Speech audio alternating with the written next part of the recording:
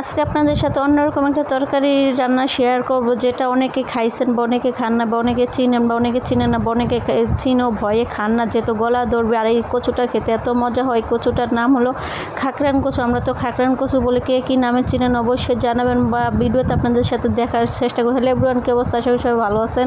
আমিও ভালো আছি। এই যে দেখতেছেন আমি কাটতেছি, এটা হলো খাকরান কচু। পাতাটা হলো 3 কাটা হয়। এই পাতাটা কালিজিরা দিয়ে বেশি করে রসুন দিয়ে ভর্তা বানালে খেতে খুবই মজা লাগে। পাতাটা পরে আমার বোনে ভর্তা বানাইছে। আমি এখানে এগুলো কোনো চিলা লাগেনি।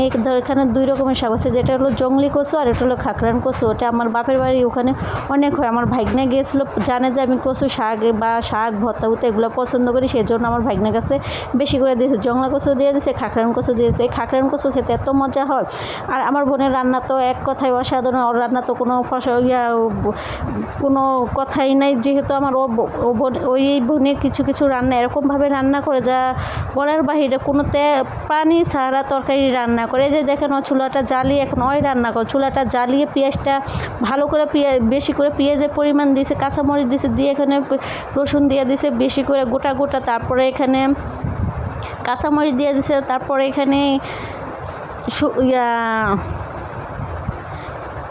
শুটকি দিয়ে দিয়েছি। শুটকি দিয়ে রান্নাটা বেশি করে কষাবে। এখানে পরিমাণ মতো হালকা পানি দিয়েছে, যতটুকু পানি দিয়েছে এতটুকু পানি দিয়ে মশলাটা কষিয়ে নেবে। এখানে আদা রসুন বাটা পরিমাণ দিয়ে দিয়েছে, লবণ পরিমাণ মতো, হলুদ দিয়ে দিয়েছে পরিমাণ মতো, আর হালকা একটু মরিচের গুঁড়া দিয়ে দিবে। তারপরে খেতে এত মজা হয়ে যে দেখেন কালারটা কত সুন্দর হয়েছে, এত সুন্দর বাইরে কী বলবো, পুরা অস্থির একটা কালার।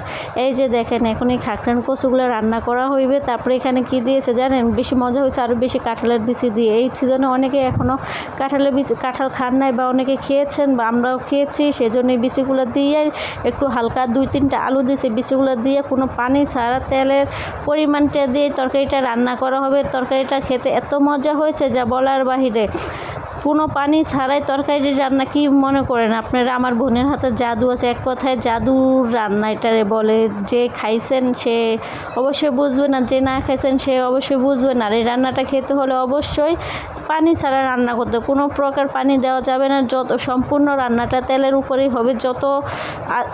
আস্তে চুলার আঁচ কমিয়ে তারপরে তরকারিটা ভালো করে আস্তে আস্তে কষিয়ে রান্না করতে হবে, যেহেতু এখানে কোনো পানি অ্যাড করা হবে না, সেজন্য আস্তে আস্তে চুলার আঁচটা কমে তারপরে রান্না করা হবে। যে এখানে আবার আমার বোনে বসে রসুন কাটতেছে, যেহেতু খাকরান পাতাটাও ভর্তা করবে, সেটা আপনার সাথে এই ভিডিওতে শেয়ার করা হয় নাই, যেহেতু ভিডিওটা অনেক বড় হয়ে যাবে। পরবর্তীতে ভিডিওতে শেয়ার করব। এই যে দেখেন রান্নাটা কত সুন্দর হয়েছে, লোভনীয় দেখতে, তাই না? খেতে এত মজা হয়েছে যা বলার বাহিরে। ভাই আমি যখন এডিট করতেছি তখন ওই তরকারির ভিডিওটা দেখে আমার মুখে পানি চলে আসছে। কি বলবো, এক কথায় তরকারিটা এত মজা হয়েছে বলার বাহিরে। রান্নাটা প্রায় ফাইনালি শেষ হয়ে গেছে। পরিবেশনটা আপনাদের সাথে শেয়ার করতে পারি না। তো আজকে ভিডিওটা এই পর্যন্তই। পরবর্তী আরেকটা নতুন ভিডিও নিয়ে চলে আসবো। আল্লাহ হাফেজ।